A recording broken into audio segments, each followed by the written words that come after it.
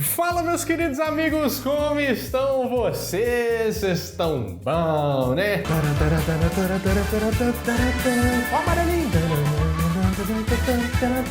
O vídeo de hoje é muito especial, porque ele é sobre a Copa do Mundo, mais especificamente sobre a seleção brasileira. E eu te cravo com todas as letras que em 2022 o Brasil vai ser campeão mundial de futebol.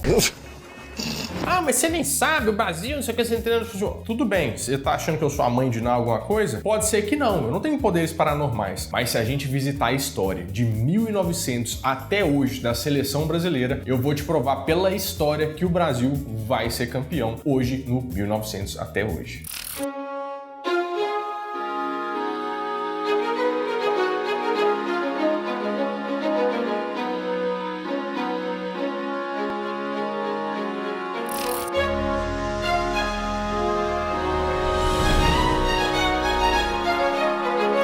Mas vamos falar sobre o Brasil na Copa do Mundo. Mas a Copa do Mundo não começou em 1930? Pois é, mas tem uns antecedentes em 1900 que eu acho bem interessante a gente entender qual é o contexto da criação dessa competição tão deliciosa. Conta! Talvez você não saiba, mas o centro do futebol em 1900 ali era a Inglaterra. Primeiro, porque eles foram os inventores do futebol. E segundo, que eles tinham clubes muito antigos. Então eles acabavam fazendo campeonatos entre eles e esnobavam o resto do mundo, né? Até que a Europa deixava entrar um pouquinho um país ou outro ali, mas não era muito assim. E a FIFA não fazia campeonatos mundiais de seleções. Isso não existia ainda. Eram só campeonatos mundiais de clubes. E era engraçado como tinha cada um que falava que era o campeão mundial, né? Campeão mundial da Inglaterra, campeão mundial da Itália. Ninguém sabia quem que era o campeão mundial mesmo, né? Mas tudo bem. É mesmo? Mas um campeonato que a gente pode falar que é o que iniciou os trabalhos foi em 1909, que foi a taça Sir Thomas Lilton, que tinha esse nome porque o Sir Thomas Lilton patrocinou o evento, então ficou o nome dele. Era um clube de 4 países europeus: Itália, Inglaterra, Alemanha e Suíça. Não é da Europa, não, é só esses 4. E saiu campeão mundial. Você tá entendendo o que eu tô querendo chegar? Pois é. Em 1900 foi só isso, nós vamos ter que ir para a década de 20 agora.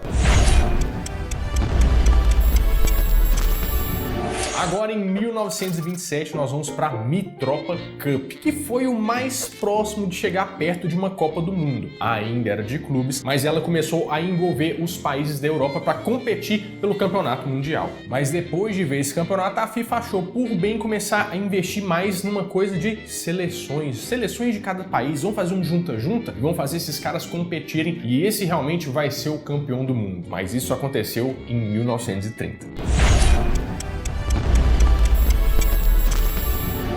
Agora vamos falar do Brasil, né? O Brasil, nessa época, para montar uma seleção, ele não tinha um time muito profissional, se é que a gente pode dizer assim. Por quê? A gente não tinha entendido como é que funcionava o tal do futebol nesse momento. A gente tinha um grande craque, né? Que era o Leônidas da Silva, o Diamante Negro, o cara que, né, era um super cobiçado por todos os times, mas a gente ainda tinha uma questão de tipo assim, ó, era muito estado de São Paulo versus estado do Rio de Janeiro, cada um queria que o dele fosse melhor, o dele fosse convocado. Acontece bastante hoje ainda? Acontece. A gente tá começando a ver a história se repetir. Mas o Brasil foi chamado pra Copa e não deu pé pra gente. A gente entrou meio como uma Arábia Saudita, assim. Até ganhou da Argentina, né? Mas a gente entrou meio com o pé frouxo, assim. Não sabia muito bem o que esperar. E a gente saiu na primeira rodada, na fase de grupos, pra Iugoslávia. Que, inclusive, uma curiosidade, a Iugoslávia não existe mais, né? Mas os títulos da Iugoslávia ficaram pra Sérvia, que foi que a gente enfrentou no primeiro jogo da Copa. E em 1930, o primeiro campeão mundial foi o Uruguai. E assim ficou para quase nunca mais ganhar, né, Uruguai? Meu Deus. Tô triste,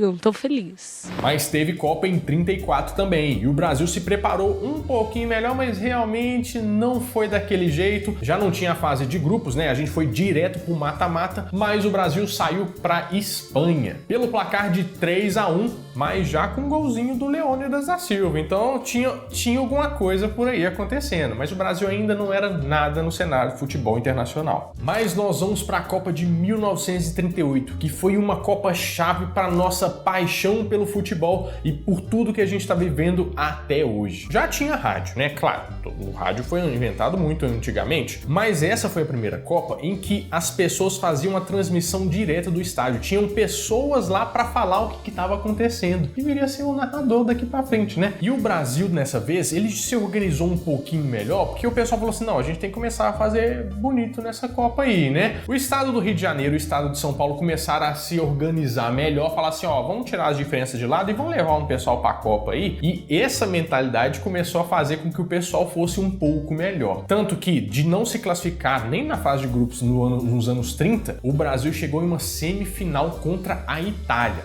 Não levou, mas já viu que tinha um tirico-tico ali. E quem que estava olhando muito bem esse negócio aí? Um tal de Getúlio Vargas. Getúlio Vargas olhou e viu que o pessoal começou a se interessar por isso. E ele achou que o futebol, a seleção, poderia ser uma maneira muito de trazer o nacionalismo pro Brasil, trazer um tipo de orgulho e fazer um certo tipo de propaganda para fora. E foi o que ia acontecer se não chegassem os anos 40.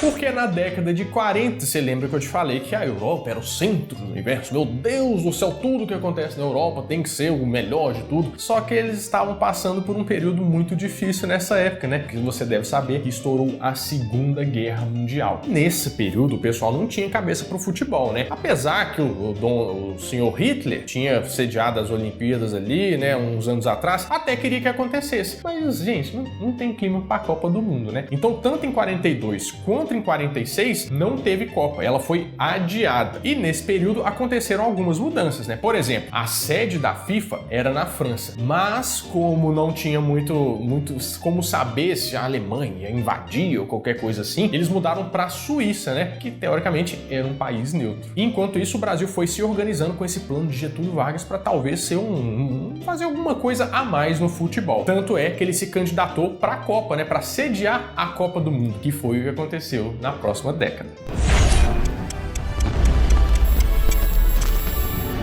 A Copa de 1950 foi um divisor de águas para o Brasil. E você vai ver que muita coisa começa a se repetir a partir daqui. É o seguinte, o Brasil se preparou, se profissionalizou, começaram alguns clubes, né, a tratar o futebol de uma forma mais profissional, e foi aí que chegou a mídia no futebol, que começou a dar notícias sobre isso, o pessoal começou a se interessar sobre o futebol, começou a cobrar também os jogadores, então o início de tudo foi aí. Mas como o Brasil queria sediar essa Copa de um jeito bonito e vistoso, eles fizeram o maior estádio do mundo naquela época, que era o Estádio Jornalista Mário Filho, também conhecido como Maracanã, que ia ver suas 200 mil pessoas dentro do estádio na final da Copa de 50. Eram 16 seleções nessa Copa do Mundo, né? Mas o Brasil nessa época, ele tinha um trenzinho diferente, sabe? Porque ele começou dando 4-0 no México, depois ele deu 7-1 na Suécia, 6-1 na Espanha e chegou na final da Copa, um país que nem tinha classificado em 1930, chegou na final da Copa do Mundo, meu Deus do céu, né? Só que aí vem um fatídico dia que ficou conhecido como o Maracanaço. O que é o Maracanaço? Você deve lembrar que você perder tragicamente no seu país para uma seleção de fora deixa você muito triste, né? Você está lembrando de outro evento muito próximo aqui? Nós já vamos chegar lá. Mas o Maracanaço ficou conhecido como o apocalipse do futebol brasileiro. Diz o pessoal do Uruguai que ficou até triste de ter ganhado, porque viu o pessoal do Brasil muito desolado, todo mundo chorando. Aquilo foi um duro golpe na seleção brasileira, né? E, na verdade, na sociedade como um todo. Virou expressão, né? Todo dia uns diferente, mas só que nos anos 50. E um fato interessante é que até essa época o Brasil jogava de branco e não de verde e amarelo. Isso só mudou na próxima Copa. Depois de um evento tão estressante assim, a gente começa a ficar meio... aquela sensação de caçar as bruxas. Ah, mas isso é culpa disso, é culpa daquilo. E chegaram a falar até que a culpa era da camisa branca da seleção. Você acredita num negócio desse? É claro! E abriram um concurso para uma pessoa fazer um novo uniforme para a seleção brasileira. Então o Aldir Garcia Schler, de 19 anos, que era gaúcho, trouxe o uniforme que a gente ama até hoje, com a camisa amarelinha, que eu julgo dizer que é a armadura de ouro dos Cavaleiros do Zodíaco. Para mim, eu sempre pensei nisso e é assim que continua. É o quê? E mais do que isso, mandou técnico embora, jogador embora, começaram a pegar no pé de jogadores, fizeram uma reformulação total no futebol. Isso continua te lembrando algum período mais próximo? Pois é. Então até então, o Uruguai tinha 2 títulos mundiais, a Itália tinha 2 títulos mundiais e nós fomos para casa mais uma vez, né? Perdemos para Hungria de 4-2, mas não vai achando que Hungria, porque a Hungria nessa época, ó, jogava bola, viu? Mas fomos para casa. Mas se você conhece um pouquinho da história da seleção brasileira, ou se você já teve aquela fita do supermercado Mineirão de O Brasil em todas as Copas, você deve saber que em 1958 a coisa virou, né? O que aconteceu? Quem era o presidente da CBD, né, que era a CBF, só que nessa época era a CBD, era o João Avelange. E ele, nessa reformulação toda, falou que queria trazer alguma pessoa para gerenciar o futebol, mas de uma forma mais profissional, com especialistas, psicólogos, multitarefas, o pessoal que analisava o negócio mais profissionalmente. Para isso, ele trouxe como se fosse um CEO, só que nessa época a gente não ficava com esses nomes, CEO. É um cara para gerir o futebol, que foi o Paulo Machado de Carvalho, que era um empresário. Então todo mundo, um empresário vai gerir o futebol? É isso que aconteceu. Eu tô passada, chocada. Os jogadores eram totalmente diferentes, né? E eles colocaram várias análises para convocar esses jogadores, por performance, por várias coisas. Você está te lembrando algum técnico da seleção de hoje em dia? Eu não sei, tudo bem, mas colocaram lá. O que aconteceu? Eles queriam convocar só as pessoas de dentro do Brasil. E tinham 2 craques que estavam lá fora, jogando na Fiorentina, jogando no Barcelona, mas que não vieram. Aí eles falaram assim, ih, rapaz, pra gente completar esse time, a gente vai ter que pôr os meninos da base para jogar, os moleque, né? Chamaram, como é que chama o cara? Pelé e Garrincha. E eles entraram pro time. E diga-se de passagem, ele queria tirar o Pelé e o Garrincha porque eles não passaram no psicotécnico dele lá. Você acredita num trem desse, pá? Mas assim, eu entendo o psicotécnico, né? Mas tudo bem. Bom, no final das contas, o Brasil foi pra Copa e tomou uma taca de início. Tá vendo de novo? Meu Deus do céu! Só que o time do Brasil chegou pro técnico e falou assim, ô técnico, eu tô vendo esses meninos aqui, eles estão arrebentando, a gente não tem como a gente colocar eles aí no jogo pra jogar, não? Foi o que aconteceu e a partir daí, meu filho, meu Deus do céu. Só que a partir daí, esses meninos entram e o futebol é de ir pra cá, de ir pra lá, vem o tal do futebol arte e o Brasil começa a ir pra cima. Chegamos na final, contra a dona da casa, a Suécia. Mas tem um pequeno porém, né? O Brasil tá jogando de amarelo, a Suíça, uniforme amarelo, e no sorteio o Brasil ficou como ele teria que mudar de uniforme. Vocês acreditam que eles não levaram outro uniforme? Porque nessa época não tinha disso, né? Aí fala assim, não, nós vamos ter que jogar com a camisa branca? Não pode ser a camisa branca. Aí o Paulo Machado de Carvalho falou assim, gente, arranja uma camisa azul que a gente vai ter que colocar os meninos pra jogar com essa camisa azul. E aí, meu filho, todo mundo ficou meio preocupado, meu Deus, a mítica, a amarela que tá dando certo e tudo mais. Mas ele inventou, né? Falou que o azul, na verdade, era o manto de Nossa Senhora Aparecida e deu a confiança para todo mundo ir lá e ganhar a primeira Copa do Mundo pro Brasil.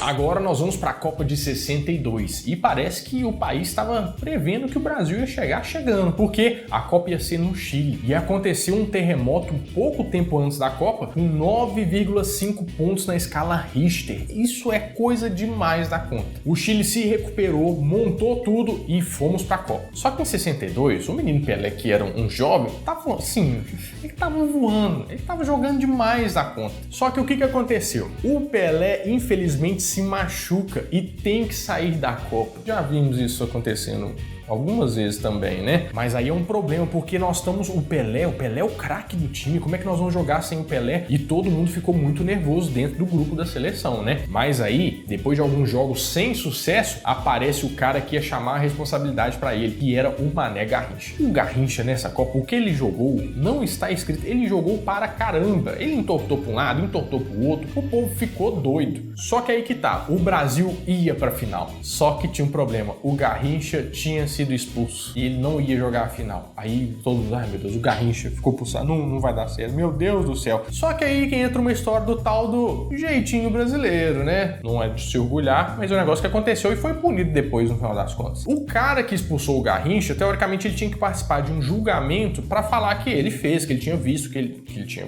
né, cometido tal infração. Só que esse cara, ele sumiu no meio da Copa, assim, né? Acho que ele recebeu uma grana aí pra ele ir passear um bocado e não compareceu. aconteceu. Tanto é que o Garrincha foi absolvido e tinha condições de jogo. Só que depois que o Brasil ganhou, né? Spoiler, fomos campeões também. O Brasil ganhou a Copa, o Garrincha não fez nada no jogo. Você acredita que ele arrumou uma febre de 38 graus e tava lá durante o jogo com febre? Eu acho que assim, quem rouba não vai pra frente. Foi mais ou menos por aí, mas levamos a Copa. Agora nós vamos para os anos 70, né? Os anos 70 também, se você viu a fitinha do Brasil em todas as Copas, você sabe que deu bom, né? Mas não era para ter dado tão bom assim não. Sabe por quê? Nessa época, a imprensa já tava assim, tem que pôr tal coisa, tem que acontecer tal coisa, porque em 1964, depois do Brasil ser bicampeão mundial, tinha dado ruim. O Paulo Machado de Carvalho tinha saído, aí todo mundo é cacique, cara, todo mundo que manda, deu uma confusão, uma politicagem danada nessa seleção, sabe? Aí o João Avelange, que tava lá até hoje, falou assim, não, beleza, vocês da imprensa, vocês manjam muito, eu vou pôr o tal do João Saldanha, que era da imprensa, pra ser o treinador do Brasil. Isso não é uma coisa que aconteceu hoje em dia, né? Mas aconteceu nessa época. Aí aconteceu, o João Saldanha era meio desbocado, assim, né? Aí teve interferência política, teve um rolê, ele reclamou dos jogadores da seleção, acabou que antes de ir pra Copa, ele foi substituído. E quem que pegou esse rojão? O Zagallo, que tinha sido campeão tanto como jogador e agora ia ser campeão como treinador. Só que a seleção de 70 era assim, ela era recheada do creme de la creme dos melhores jogadores que você podia pensar. Olha só, tinha Tostão do Cruzeiro, tinha o Pelé, tinha o Jairzinho, o Rivelino Bigodão, tinha o Gerson e só pra você ter uma ideia, todos esses eram camisas 10 dos times que eles jogavam. Então a missão do Zagallo era colocar esse tanto de camisa 10 para jogar. E foi o que ele fez. Com um sonoro 4-1 em cima da Itália, o Brasil foi tricampeão mundial. E parecia que o futuro do Brasil era extremamente promissor, né? Mais ou menos. Agora é a hora de todo saudosista do futebol falar assim, a seleção de 82 era a melhor seleção que eu já vi jogar. Eu não posso falar que eu já vi jogar, mas assim, vamos colocar os nomes no papel aqui e vamos ter uma ideia, né? Olha só, tinha Zico, Sócrates, Éder Aleixo, Toninho Cerezo, Falcão, mas eram tantos craques, né? Essa seleção não podia perder, porque ela tinha o quadrado mágico. Ativou algum gatilho na sua mente o tal do quadrado mágico? Certamente que sim. Pois é, o quadrado mágico nunca deu certo, né? Mas o que aconteceu? Apesar da seleção jogar por música, todo mundo jogando muita bola, o Brasil, infelizmente, foi eliminado na semifinal pela Itália, do Paolo Rossi, que jogava bola, mas na Copa não estava jogando muito bem, até que ele deslanchou e tirou o Brasil da Copa. Isso foi um trauma gigantesco para o brasileiro, que até hoje nunca acreditou que aquela seleção, com aqueles talentos, não ganhou uma Copa do Mundo. Guarda essa informação, que ela é importante mais para frente.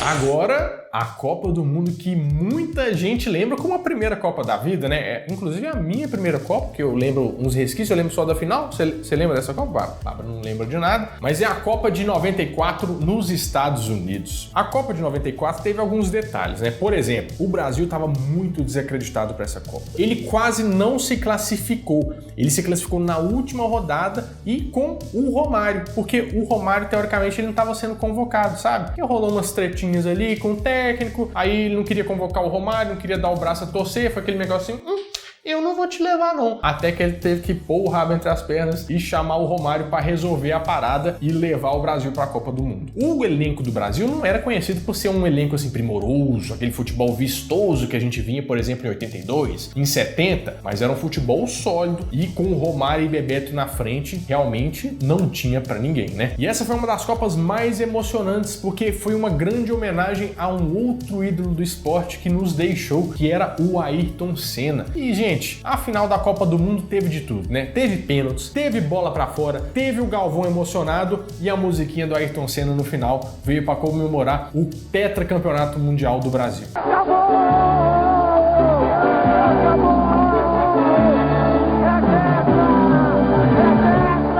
Campeões de 94, 98 tinha que ser só alegria, né? Copa de 98 foi meio doída. Foi aí que o Ronaldinho veio para jogo, né? Ele era reserva em 94, mas em 98 ele era o atacante principal do Brasil e estava fazendo bastante sucesso. Tanto que tinha o Ronaldinho Toninho Soccer 98, 97, 96, umas edições aí. Essa Copa do Mundo também foi marcada por algumas inconsistências, né? Por exemplo, o Zagallo não queria chamar o Romário e foi um clamor do brasileiro para chamar põe o Romário, e de pirraça ele não levou. O Brasil jogou muito bem a Copa, foi se desenvolvendo, só que ao chegar ali na final, o Brasil toma um taca de 3-0 para a França, né? E o que jogou o Zidane naquele jogo não está escrito. E o que aconteceu? Todo mundo deve lembrar do fatídico dia em que o Ronaldo teve as convulsões, que foi todo mundo falando que o Brasil vendeu a Copa para a França, que aconteceu isso, que aconteceu aquilo. O que aconteceu de fato até hoje é contado, é que o Ronaldo passou mal, teve as convulsões, mas mesmo assim quis jogar, entrou dentro de campo. Todo mundo questiona o Zagallo, por que você deixou ele jogar? Inclusive tem uma entrevista bem nervosa do Zagallo, né, falando sobre isso. Por que entrou, Zagallo? Porque entrou. Porque entrou, pô. Eu tô dando um troço, você quer detonar? E o brasileiro ficou tão arrasado com aquela Copa que vocês acreditam que eles fizeram uma CPI do futebol e chamaram o Ronaldinho para falar nessa CPI? E a primeira pergunta que eu respondi lá, e deve ter isso no YouTube, foi: quem é que deveria ter marcado o Zidane no escanteio? Não acredito. Mas chegando em 2002, tivemos alegria. Agora a gente já tá falando de um negócio que você lembra, né? Essa Copa eu até lembro bem, e ela foi a Copa da família escolar, né? Que todo mundo falava que todo mundo se dava bem, o grupo era muito fechado, mas também foi uma Copa de redenção pro Ronaldinho, que tinha passado por umas lesões graves, ficou sem andar e mesmo assim se recuperou para jogar a Copa do Mundo e foi o principal reforço do Brasil que levou a gente a mais um título mundial, o pentacampeonato. Mas também é uma seleção, olha a seleção, só aqui, né? Tem o Ronaldinho, tá? Mas tem Rivaldo, o Kaká tava no banco, tudo mais. Tinha o Ronaldinho Gaúcho. Gente do céu, a gente tava muito bem. Cafu e Roberto Carlos nas laterais, saudades demais, né? Não tinha como a gente perder mesmo. Mas chega 2006, em que a gente... Você lembra da Copa de 82 com a seleção do quadrado mágico? Pois é, aqui também falaram do tal do quadrado mágico. E não tinha como essa seleção perder, até hoje eu me pergunto. Porque olha só, tinha Adriano, tinha Ronaldinho Gaúcho, tinha Ronaldo e tinha Kaká, que no próximo ano ia ser o melhor do mundo. Como que o Brasil perdeu essa Copa? Bom, os deuses do futebol não explicam, né? Mas eu acho que você se lembra muito quando a gente ficou em cima do Roberto Carlos perguntando por que ele estava arrumando aquela meia quando a França fez aquele cruzamento e o Henry meteu pro gol, que foi quando o Brasil deixou nas quartas de final a Copa do Mundo. Lembra do quadrado mágico? Está se repetindo mais uma vez, né? Quadrado mágico. Não chamem de quadrado mágico. Mas chegamos aqui em 2014, ou seja, mais um ano triste para a seleção brasileira, né? Mas eu quero colocar uns contrapontos aqui para ver se a gente lembra um pouco dessa história. Você deve lembrar, né, que o Brasil chegou, estava muito badalado por causa das atuações que vinha tendo, só que começou a Copa com um pouco de dificuldades e quando o Neymar saiu, o seu principal craque, nós tomamos um 7-1 no lombo da Alemanha, né? Pois bem, você lembra do Maracanaço de 1950, em que o pessoal ficou desolado, falou que o futebol do Brasil não prestava mais pra nada, que não sei o que, e tinha que fazer uma reformulação? Foi esse o grande evento cataclísmico que aconteceu para o futebol brasileiro, deu uma virada. Começaram a chegar técnicos portugueses, o futebol da Europa era muito melhor do que o do Brasil, nós não sabíamos mais jogar futebol. Mas será que isso era verdade? Ou era só mais uma mudança de fase na história cíclica que se repete? Pois é, vamos chegar em hoje.